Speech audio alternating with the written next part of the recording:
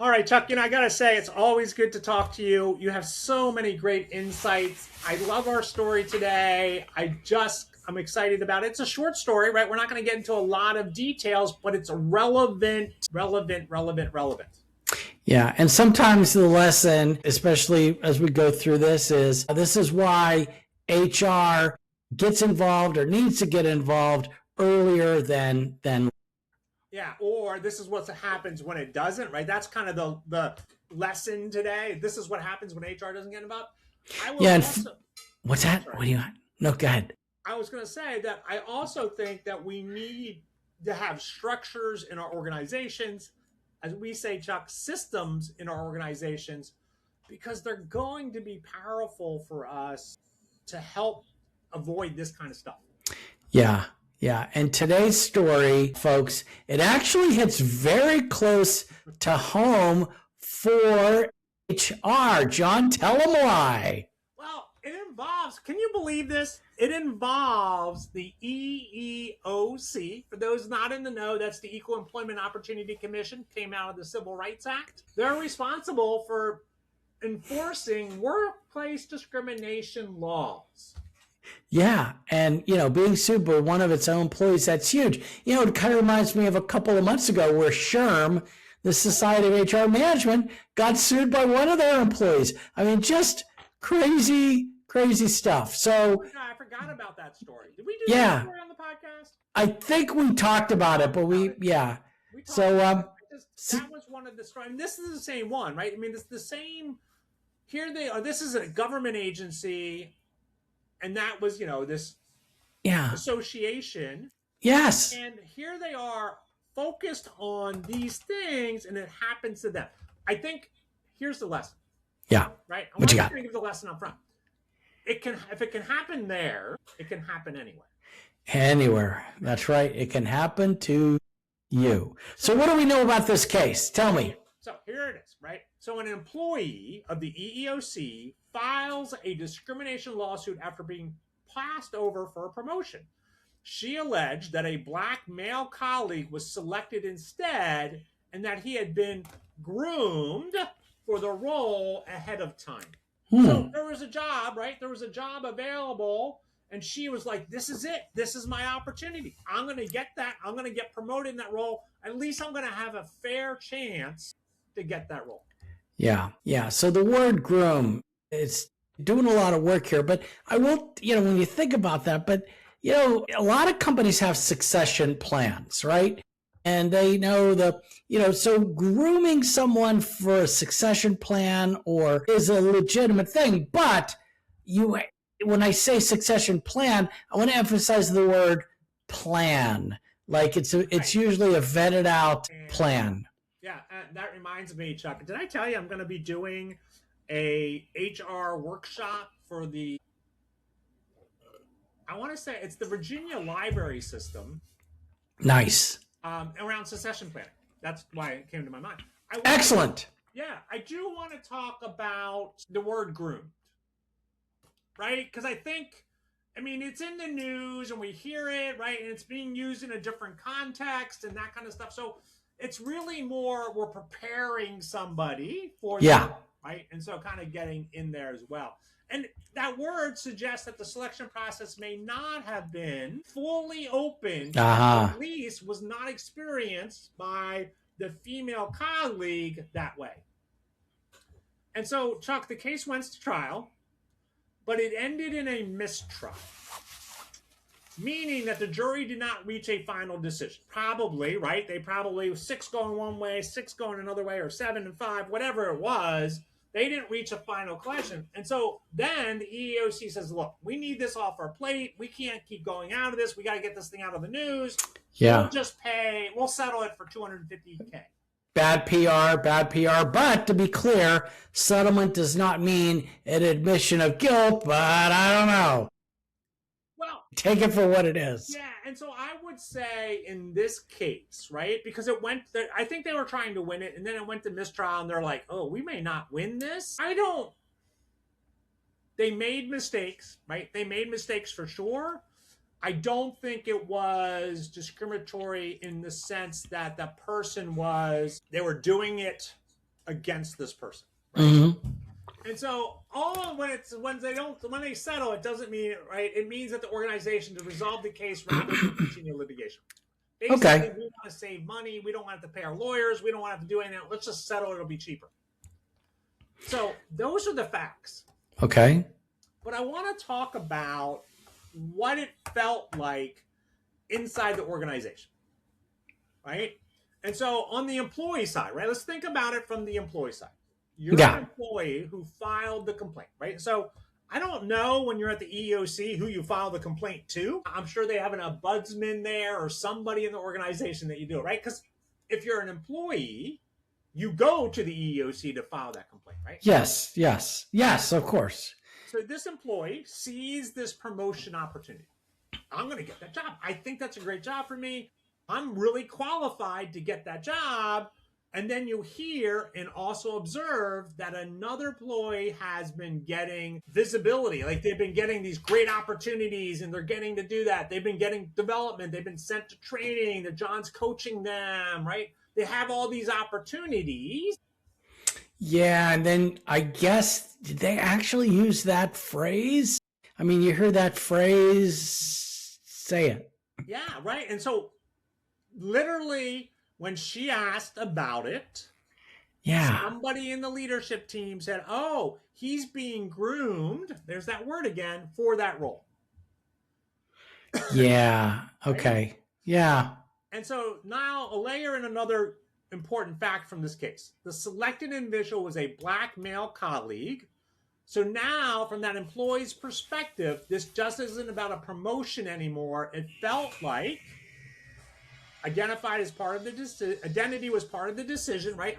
They're hiring this person because they are a black male. Access wasn't equal. I didn't have the same opportunities. I didn't get the same training. I didn't get that. They were left out, and the outcome was predetermined. It was all, yep, we're going to hire that person. Yeah. So at this point, you're not just disappointed. Yeah, you're questioning the fairness of it. Like, am I being discriminated for my race, for my gender, for my religion, for my genetic information, right? All of that plays into mind. Yeah. Okay. I guess I see it a lot of places. I see, for example, the number 1 position or number 2 position organization, the number 3. You are grooming someone for that role. You want someone to take over. Someone's retiring. I guess in a government perspective, you have to be more official. So for a public company or government. Yes, exactly. Absolutely. You need to be really thinking about it. But I still think even in a private, right, the lesson is that for that private employer, you still need to make sure that you're going through the process and it doesn't look like discrimination. Yeah, I guess. But let's flip it because maybe from the EEOC perspective. Yeah, right. And so now we have an organization, whether it's the EEOC, SHRM, or whoever. It's an organization. They have a different point of view. This is what they saw. We have internal talent. This person is going to be fantastic. Let's develop them so they can be prepared when this other person leaves, right? So we're going to get them. And it's a role that will lead them into a leadership role, which we think's there. We've made this selection based on who we think is ready for that job. This colleague, right? The colleague that was black and male, they were ready. They felt like, man, the EEOC is like, yes, this is the person. We see they're ready. They've shown all these talents. Yeah, which organizations do all the time. But I will say it can be probably a pain in the butt to post internally, go through the process, when this is the person we're going to do. This is the person that's been pretty much doing part of that role this whole time. We're not going to pick this person from across the hall or across the company or in the other department because it makes sense. But in the court's eye, I guess, that doesn't matter, right? Well, it went to trial, right? And it was a mistrial. Yeah. And I think both people showed their side, right? I think both things to do it. And we do this all the time in organizations, right? This is what we do because we every day, right? Best talented in there. And the selected employee was like, hey, I was given opportunities. I delivered. Yeah. After time, I'm doing a fantastic job. I don't know why this other person thinks they can get it. All right. So what do we got here? So we now got an employee who feels the process wasn't fair, an organization that believed it made a valid decision in a situation where the process itself is being questioned. Yeah, and that's what takes this from a workplace issue. A legal one. Ta-da! Sure. So let's talk about why this one stands out. I want to just, kind of delve in and kind of zip and then back out again, because this is why it stands out. It's not just any other employer. Right. We would not be talking about this story if it wasn't for that it was the EEOC, the Equal Employment Opportunity, right? And so they are there, right? This is the same organization that is responsible for investigating discrimination and enforcing employment laws. It's navigating those same challenges internally in the organization. Yeah, it's interesting that they let this go to court right away, because they obviously felt that they had their stuff together, right? So, ducks in a row. Yeah.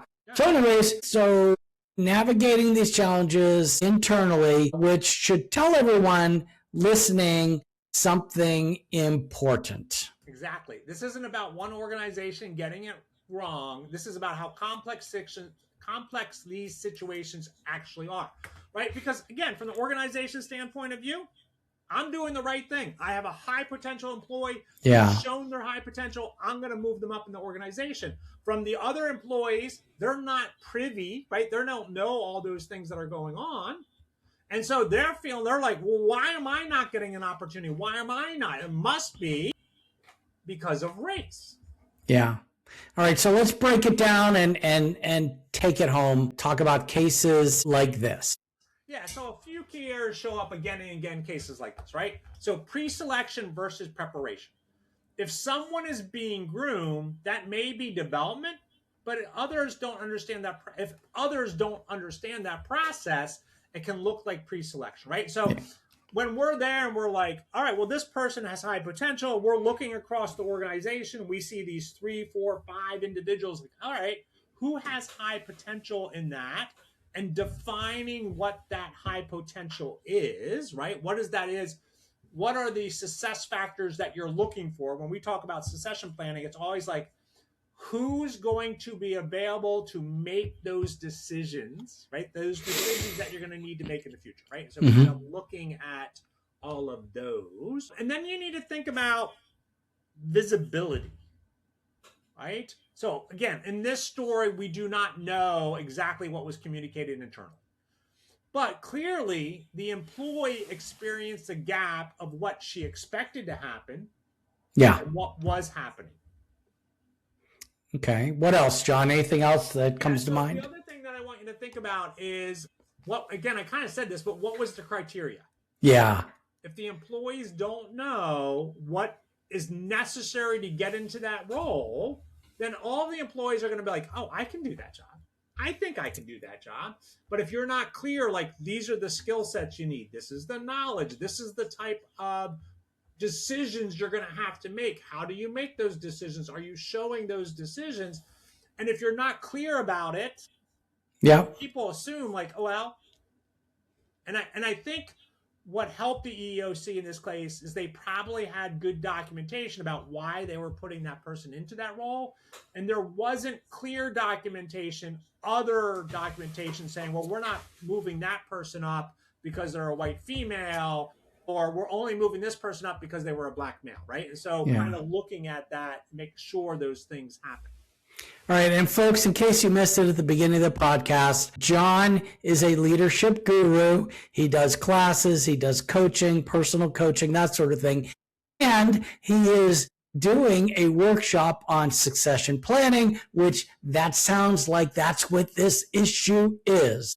Correct, John? Right. It is. And again, a lot of the times we'll look around and we'll like, oh, that person has high potential. Let's start grooming them for this role. And then other people are going, well, that's not fair. I have high potential. You didn't ask me. We had at one company we worked at, we had a secret leadership program that you were chosen for. You Yeah, couldn't tapped. apply for it. Somebody had to recommend you for it. And when I found out about it, because I was not in it, I was like, that's not fair. What do I need to be in it? Like, tell me what I need to do to get into that program. That's a great incentive. Like, hey, we have this leadership program. Here's the incentive you need to get in there. That's going to allow you to move up into bigger role, right? And so kind of telling people that helps in there. And so this is why I've been working with organizations on this. I've got succession planning. Oh, I said that already. I got a workshop coming up. Say it again. Say it again. Let people know. Coming up. And so it's not open to the public, so sorry. But again, if you're thinking about doing succession planning for your organization, feel free to call John. out. Let's talk about it. I can give you some notes, and then if you need some kind of more official, formal thing, we can set up a plan to do that as well. I am working with a nonprofit in Tennessee, and we just finished their strategic planning, and one of the priorities is succession planning. Yeah. So folks, the contact information's below. If you want to dig into succession planning with the organization, have some questions, want to bring John in for a deep dive or just some sort of consulting role to make sure that you are legal and successful, you got to give him a call and you got to contact us. So John, let's just wrap it up. Any other practical tips for our listeners today? Well, let me give you the 3 tips, right? So be clear about what the role requires. Don't assume people know what ready looks like, right? So make sure they, like, for you to be ready for this role or this leadership level, this is what you need to do. Make development visible. Invite people. Get the training. Make sure that people know about it. If people are being prepared, create pathways for others too. And then communicate after decisions. Close the loop. Don't let people guess. Like, hey, this is what we're doing, blah, blah, blah.